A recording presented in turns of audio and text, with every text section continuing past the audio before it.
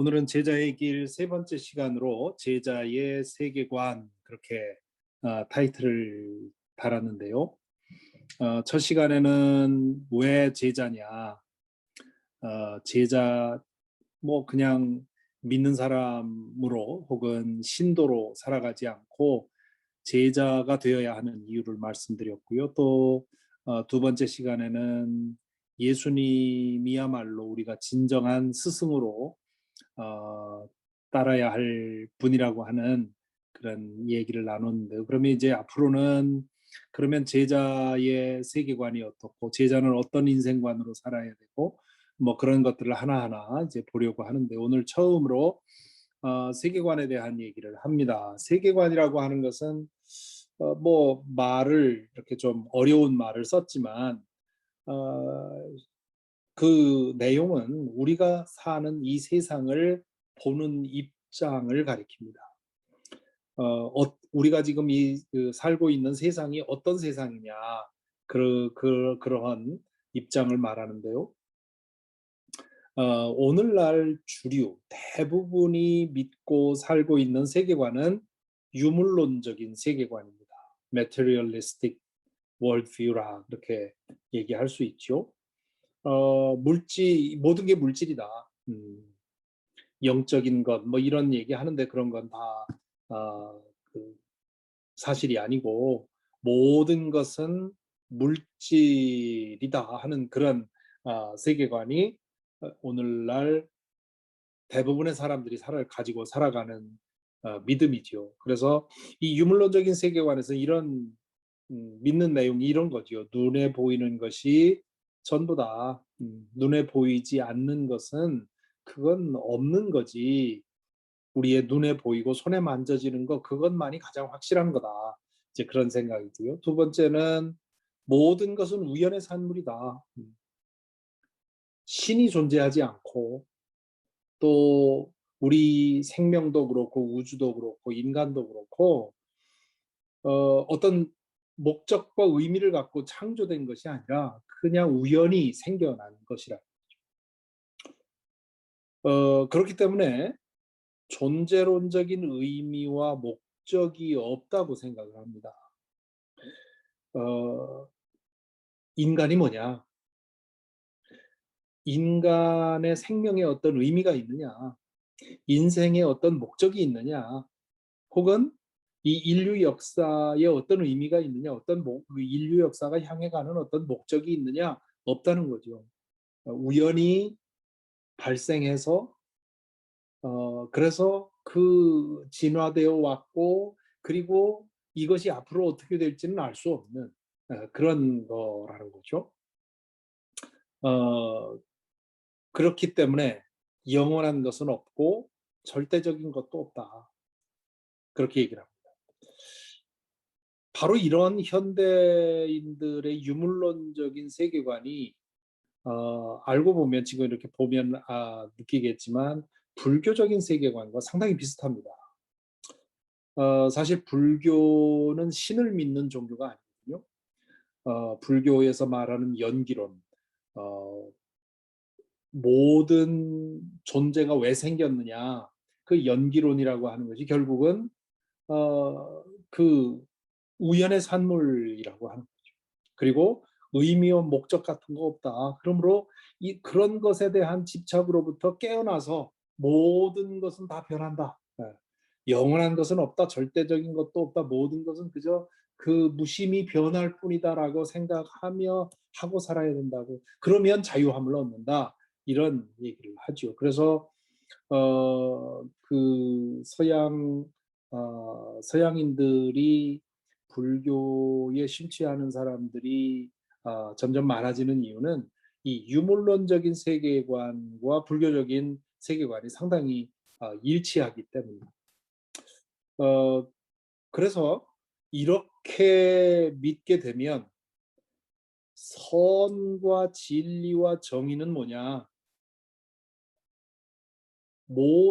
가장 많은 사람들에게 가장 유익한 것, 그게 선이고, 그게 진리고, 그게 정의라는 거죠. 유발 하라리, 요즘 가장 영향력 있는 저자인 유발 하라리, 그 유대인 저술가의 책에 보면 이제 아주 아주 단호하게 그런 얘기를 합니다. 인간은 우연히 생겨났기 때문에 인간이 태어나면서 존엄하다 하는 것은 이건 근거 없는 얘기예요. 인간이 다른 생명에 비해 존엄하다고 말할 수 있는 아무 근거가 없다. 이게 이제 결국 무신론적인 유물론 그리고 무신론적인 진화론이 결국은 가게 되는 길이죠. 그래서 리처드 도킨스 같은 사람도 그 God Delusion이라고 하는 책 속에서 그런 얘기를 하죠. 어, 인간이 뭐 존엄하기 때문에 그런 게 아니라 그래도 인간이 살아있는 동안 가장 많은 사람들이 가장 행복하게 살기 위해서 우리가 도덕이라는 것도 정하고 그 법도 정하고 이렇게 하는 거지 인간이 근본적으로 인간에게 어떤 존엄성이 있는 거 아니다. 이제 그런 얘기를 하죠. 그것이 결국 이 유물론적으로 이 세상은 모두 물질이라고 하는 이러한 패러다임에서는 결국 그렇게 결론 지어질 수밖에 없죠. 반면에 예수님의 세계관, 우리 예수의 제자들은 예수님의 세계관을 받아들여야 하는데 이 예수님의 세계관은 어떤 세계관이냐 하면 이 그 앞에서 지금 제가 말씀드린 것에서 눈치채셨겠지만 사실 세계관은 신관입니다. 어, 이 세상이 신에 의해서 창조되었느냐, 혹은 이 세상이 그냥 우연히 생겨난 거냐 하는 것이 결국은 이 신관, 하나님, 이 창조자에 대한 생각이 결국은 세상을 어떻게 보느냐를 결정하는 거죠. 그래서 이제 이 신에 관한 여러 가지 입장이 있죠. 유일신관, 신은 오직 하나밖에 없다고 하는 범신관, 팬테이즘이라고 하는 이 힌두교 같은 것이 이제 범신론을 갖고 있죠. 그래서 모든 것에 다 신이 있다. 그래서 쥐도 신이고, 소도 신이고, 모든 생명은 다 모든 물질은 다 신이라고 생각하는 그런 신관이 있고요. 또 무신론, 신은 없다. 현대인들이 가장 많이 믿는 내용이죠. 그리고 불가지론, 이거는 신이 있는지 없는지 알 수 없다. 그거 가지고 싸우지 말자.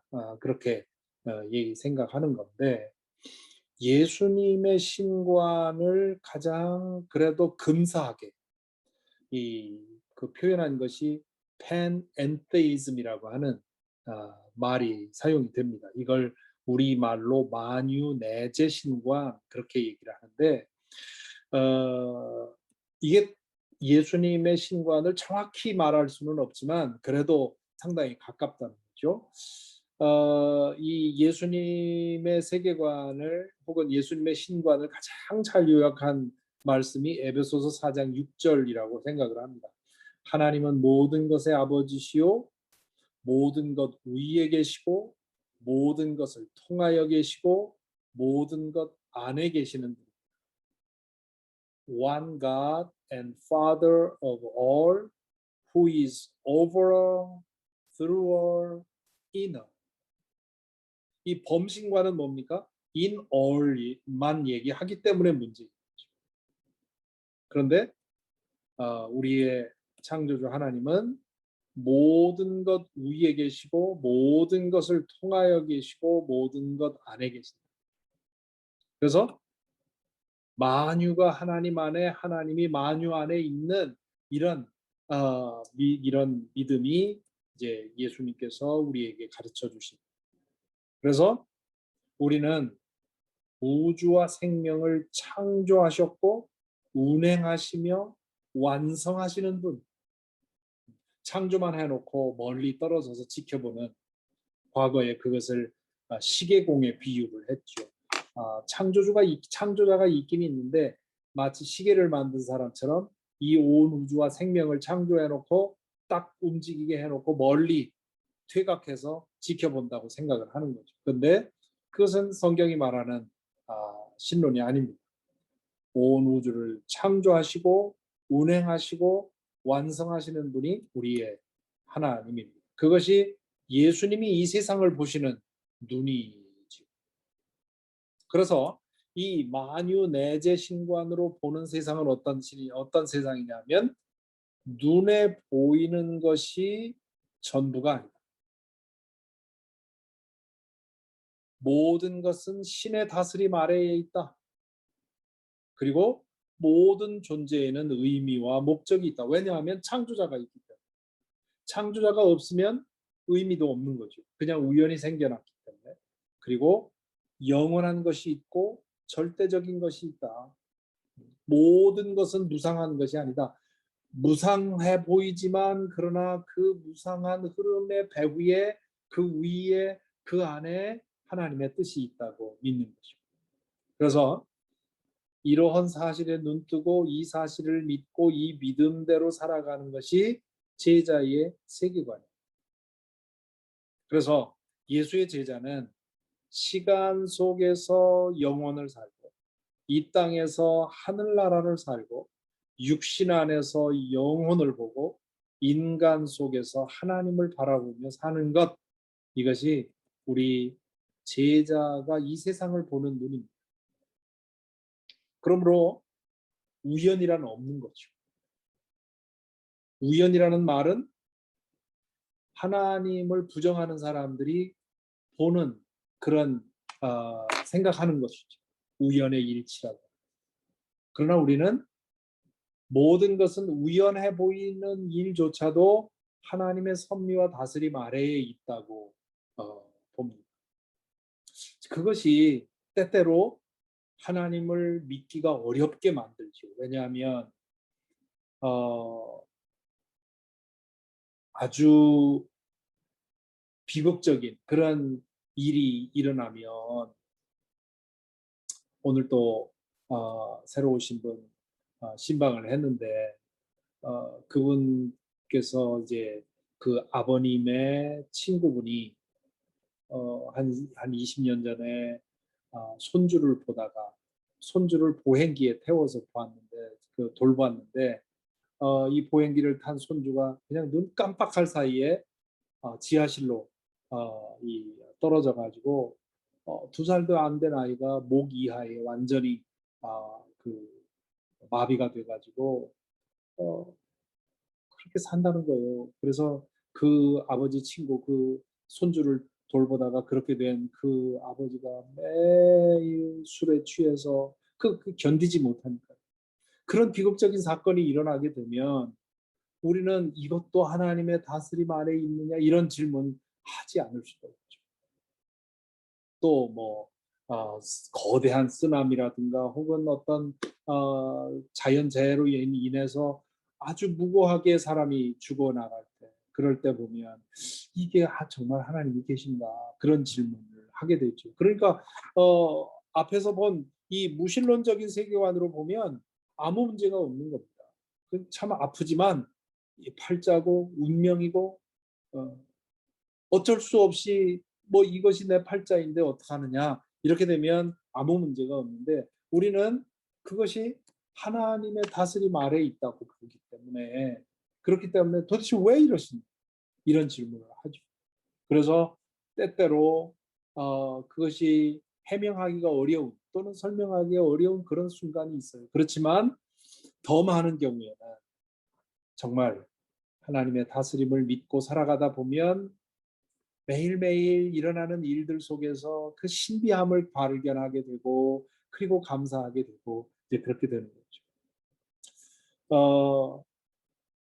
이 하나님 나라라는 말이 이 예수님의 설교의 주제였습니다. 뭐 자주 드리는 말씀입니다만은 예수님께서 말씀하실 때 가장 자주 다룬 대상이 주제가 이 하나님 나라인데 그래서 마태복음 4장 17절에 보면 예수님이 갈릴리에 나타나셔서 맨 처음 말씀하신 것이 회개하여라 하늘나라가 가까이 왔다. 하늘나라. 이 하늘나라, 하나님 나라, 천당, 천국 이게 다 같은 말입니다. 이제 문제는 이 나라라는 말이 장소를 생각하게 하기 때문에 많은 사람들이 도대체 하나님 나라가 가까웠다는 게 무슨 말이냐? 이런 질문을 하는데 이게 나라라는 말이 장소가 아니라 어떤 차원, 어떤 상태를 의미하는 거죠. 그러므로 하나님이 다스리는 상태 혹은 하나님이 다스리는 차원, 그 차원에 대해서 얘기를 하시는 거예요. 그래서 예수님의 메시지는 하나님께서 온 우주와 인류의 역사와 개인의 삶, 이 세 가지를 얘기해요. 온 우주, 인류의 역사, 개인의 삶.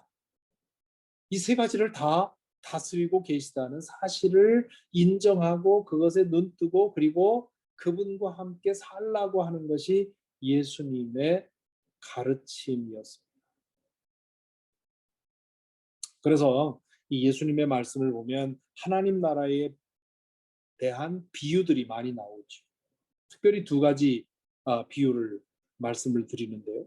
첫째는 겨자씨의 비유와 누룩의 비유죠.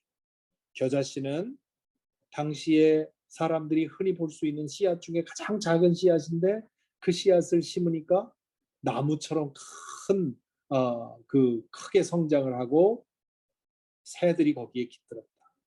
누룩은 참으로 작은 것이지만 밀가루 반죽에 그 누룩을 넣으면 반죽 전체를 부풀게 한다. 이 두 가지 비유를 통해서 예수님 말씀하신 것은 하나님의 다스림은 부지불식간에 눈에 보이지 않게 그렇지만 필연적으로 일어난다. 그러므로 우리의 삶 속에 하나님의 손길이 누룩처럼 혹은 겨자씨처럼 아주 보이지 않게 드러나지 않게 역사하고 있다는 걸 보라는 거죠. 그리고 또 다른 의미는 인간적으로는 무력하고 느려 보이는데 하지만 결과는 놀랍다는 거죠. 누룩을 밀가루 반죽에 넣었을 때 그 하루 만에 그 밀가루 반죽이 향기롭게 부푸는 그 광경을 보면 참으로 신비롭지 않습니까? 그걸 경험해 보지 않은 사람은 누룩이 그런 효과를 나타내리라고 상상을 못하는 거죠. 하나님 나라가 그렇다. 하나님이 다스림이 그렇다는 거죠. 네. 우리의 일상생활 속에서 혹은 인류의 역사 가운데 혹은 우주의 운행 가운데 하나님이 하시는 일이 눈에 잘 안 보여요. 그런데 결국은 하나님이 모든 걸 만들어내신다. 그리고 마태복음 13장 44절에 50절에 보면 세 가지 비유가 나옵니다. 하나는 밭에 숨겨놓은 보물의 이야기가 나오죠. 어떤 사람이 밭에서 일하다가 밭에 숨겨놓은 어마어마한 보물을 발견을 했습니다. 그걸 다시 덮어놓고는 가서 그 밭을 살 수 있는 모든 돈을 모아서 와서 그 밭을 샀다는 거죠. 이게 현대 법으로는 과연 그게 산 사람 건지 아니면 모르겠어요. 그렇지만 예수님이 지금 이렇게 비양심적인 그런 상행위를 예수님이 말씀하시는 것이 아니라 감추어져 있는 보이지 않는 하나님의 다스림을 보고 거기에 눈 뜨고 하나님이 정말 이 세상을 다스리고 계시구나 하는 것을 믿게 되면 마치 자신의 모든 것을 다 팔고 그것을 얻을 만큼 그렇게 엄청난 변화가 된다는 거죠. 또 좋은 진주를 구한 상인 얘기도 나오죠. 어떤 상인이 진주를 구하러 다니다가 아주 값비싼 진주를 본 겁니다. 근데 그 주인은 그 가치를 몰라보고 있는 거예요. 그러니까 이 사람이 집에 가서 자기가 그 사람이 요구하는 값을 줄 수 있도록 다 팔아서 돈을 만들어서 그 보석을 샀다는 거죠. 이것도 역시 마찬가지죠. 하나님의 나라는 하나님이 다스리시는 것은 알아보지 못하는 사람에겐 정말 무가치한. 그렇지만 하나님께서 다스리고 계시는 것을 보는 사람에게는 그게 정말 가장 중요한 것이죠. 그리고 그물을 던져 고기를 낚는 어부의 비유. 이건 뭡니까? 어떤 어부가 그물을 던져서 고기를 잡았어요. 그래서 그 그물을 끌어올려 가지고는 먹을 만한 고기는 그릇에 담고 쓸모없는 것들은 다시 버렸다. 그것처럼 하나님의 나라에는 마지막에 그 운명이 이처럼 갈린다. 영원한 생명으로 들어가는 사람이 있고 영원한 멸망으로 들어가는 사람들이 있다. 그래서 이 비유들은 하나님이 다스리신다는 사실을 알면 가치관이 뒤집어진다. 정말 그것이 제일 중요해진다.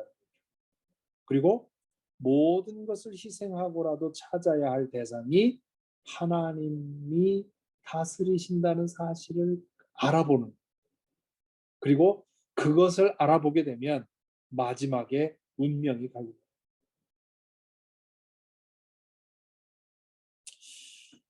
그래서 우리는 예수님의 세계관을 가지고 살아야 하는데, 예수님은 하나님의 나라, 하나님의 다스림에 대해서 말씀하셨을 뿐만 아니라 악한 영에 대해서도 말씀을 하셨어요.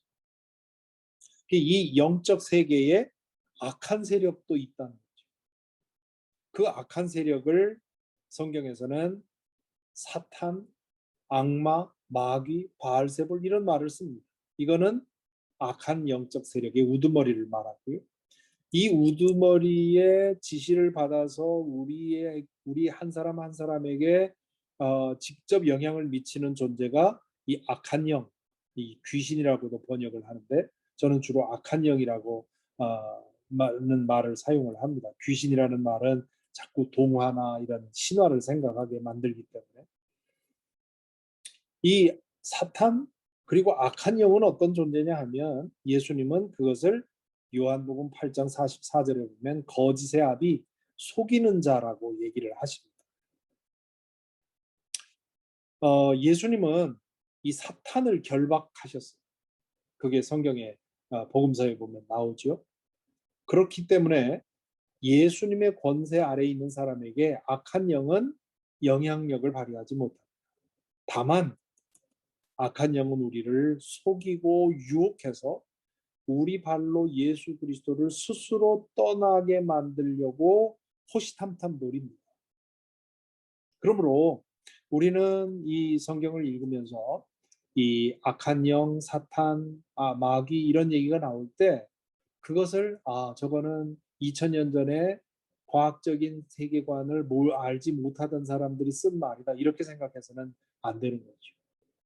여전히 지금도 악한 영은 보이지 않는 모습으로 우리를 속이고 우리를 유혹해서 예수님을 벗어나서 그 신앙을 버리도록, 이 신앙을 떠나도록 유혹하고 있단 말이죠.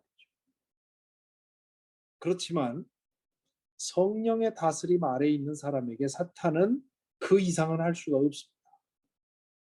그러므로 우리는 사탄을 두려워할 이유가 없습니다. 악한 영을 두려워할 이유가 없어요. 다만 우리가 악한 영의 속임수에 빠져서 우리 스스로 믿음을 버리고 예수님을 떠나는 것, 이것만 조심하면 되는 거죠.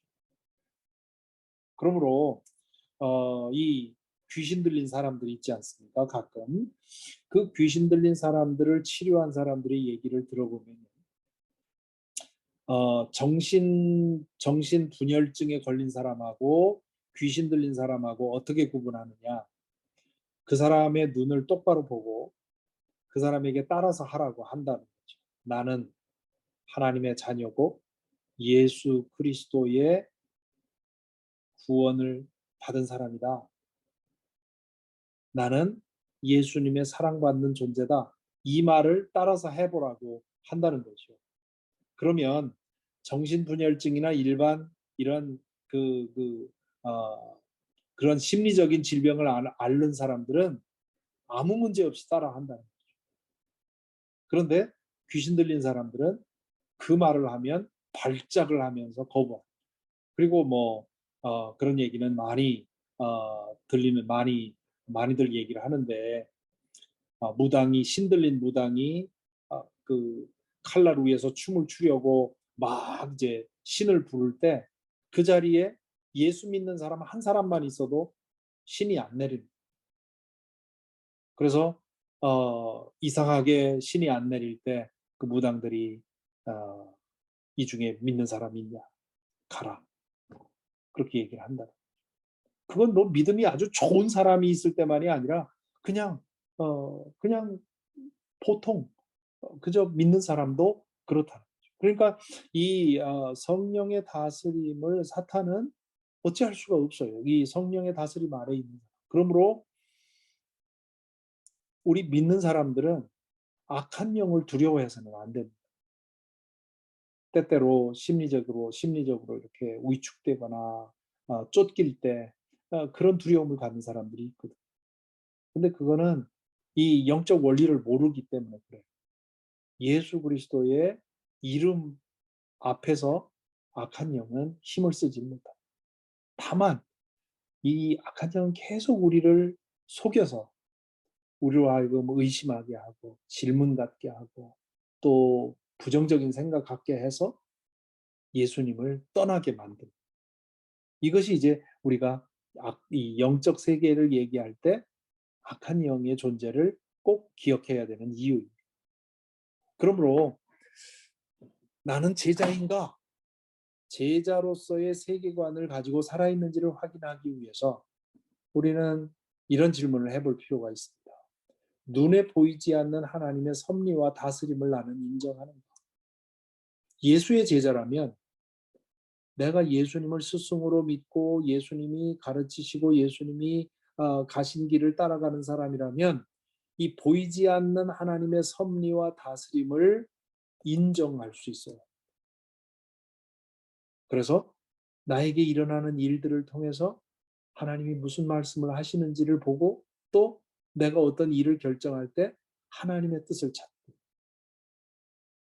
두 번째는 하나님의 역사가 작고 느리다는 사실을 인정하는 것.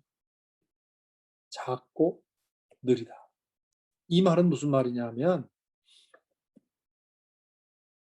세심하게 보아야 한다. 하나님의 역사가 뭐 구약의 뭐이 모세에게 나왔던 것처럼 그렇게 어마어마하게 되는 경우가 별로 없다는 거죠. 지난주에 바울의 이야기를 했지만 바울이 다마스커스로 가는 길에서 예수님을 만난 것처럼 그렇게 급격하게 드라마틱하게 일어나는 일은 많지 않아요. 더 많은 경우에는 아주 작고 느리게 일어나. 그것을 볼 줄 알아야 제자로서 성공하는. 사람들이 믿는 사람들이 자주 시험 드는 이유는 하나님의 음성을 좀 귀로 확실하게 들었습니다. 하나님이 나와 함께 하신다는 그런 증거를 좀 확실하게 잡았으면 이런 생각 때문에 자꾸 넘어져요. 시험 들고. 하나님의 역사가 작고 느리다는 것을 안다면 그러면 그렇게 대단한 드라마틱한 일이 없어도 내 삶 속에 하나님이 역사하는 걸 볼 수 있죠. 그리고 세 번째로는 결국 하나님이 모든 것을 바로잡으신다는 사실을 믿는가. 지금은 내가 볼 때 말이 안 되는 어떻게 하나님을 의지하고 믿고 살아왔는데 이런 일이 나에게 있을 수 있는가라는 질문이 들지만 결국 하나님께서 모든 것을 바로잡으신다는 사실을 믿고 있어야 때때로 의문이 생기고 때때로 이해할 수 없는 일이 생겨도 믿음의 길을 계속할 수 있고 제자로서 계속 살아갈 수 있는. 네 번째로 성령의 다스림을 구하고 그 안에 머물러 살도록 힘쓰는가. 매일 그 믿음에 근거해 선택하고 결정하며 살고 있는가? 그 믿음으로 인해 내 삶에 달라진 것이 있는가? 이런 질문. 내가 예수님의 세계관을 따라 살고 있는가라는 질문을 해보면 내가 정말 제자로서 예수님을 닮아 살아가는가? 아니면 나는 그냥 나대로의 믿음을 갖고 사는지를 알아볼 수 있죠. 그래서 마지막으로 예수님의 세계관 위에 서서 살아가기 위해서 세 가지가 필요합니다. 첫째는 말씀을 읽고 묵상하는 것. 이것이 참으로 중요합니다. 특별히 예수님의 말씀을 읽고 묵상하는 것이 제일 중요하죠. 예수님 이 복음서가 우리에게는 가장 중요한 교과서입니다.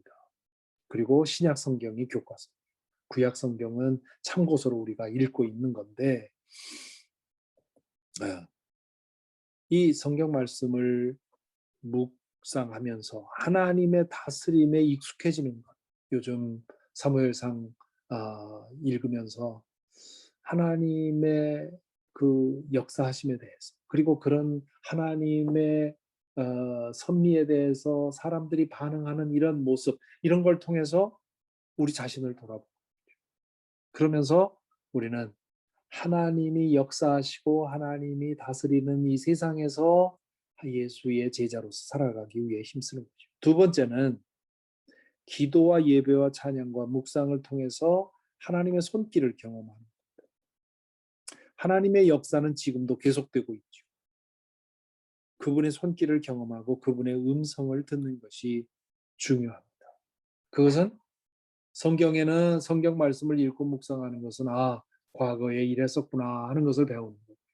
또 기도와 예배와 찬양과 묵상을 통해서 오늘도 내 삶 속에 역사하시고 인도하시는 것을 경험하고 감사하는 거죠. 그것을 사소하지만 하나님께서 지금도 내 속에서 역사하고 있다는 것을 혹은 이 우리 교회의 삶을 통해서 혹은 이 미국의 역사 속에서 세계의 역사 속에서 하나님께서 역사하고 있는 것을 보게 되는 것. 세 번째로는 실제로 그렇게 살아 체험하는 거죠. 예수님의 세계관이 맞다는 믿음으로 살아가는 해보는 거죠. 정주영 회장님이 살아계실 때 직원들에게 자주 했다는 말이 있죠. 임자 해봐서 그게 이명박 대통령과 다른 점이었다고 해요. 이명박 대통령은 내가 해봐서 아는데 이런 말을 자주 했고 정주영 회장은 임자 해봤어? 해보고 되는지를 확인하는 게 중요하죠. 예수님의 세계관도 정말 바울 사도가 말한 대로 하나님이 모든 것 위에 계시고 모든 것 통해 계시고 모든 것 안에 계시다. 이 우리 모든을 창조하시고 운행하시고 완성해 가신다고 하는 그런 믿음을 매일매일 그것이 사실이라고 전제하고 사는 거죠. 그러면 진짜 해보니까 맞는다 말이죠. 해보니까 정말 하나님께서 그렇게 인도하시고 내가 상상한 것 그것과 비교할 수 없이 내 삶을 인도하시는 것을 경험한다는 말이죠. 그렇게 되면 그 믿음을 가지고 우리는 더 견고한 믿음 속에서 세상 사람들이 뭐라 하든지 상관없이 이미 내가 경험한 그 믿음을 가지고 살아갈 수 있는 것이죠. 오늘날 믿는다는 것은 참 어려운 일이 되었습니다. 왜냐하면 점점 더 많은 사람들이 믿지 않고 있기 때문이죠. 또 보이지 않는 하나님의 섭리와 하나님이 바로잡아 주실 것을 믿고 살아가는 사람들은 이 세상에서 때때로 무시당할 수 있고요. 손해볼 수 있고요. 그렇기 때문에 믿는 듯 하다가 믿음을 버리고 다른 사람들처럼 똑같이 악하게 살아가는 그런 일들이 우리 중에도 많이 일어납니다.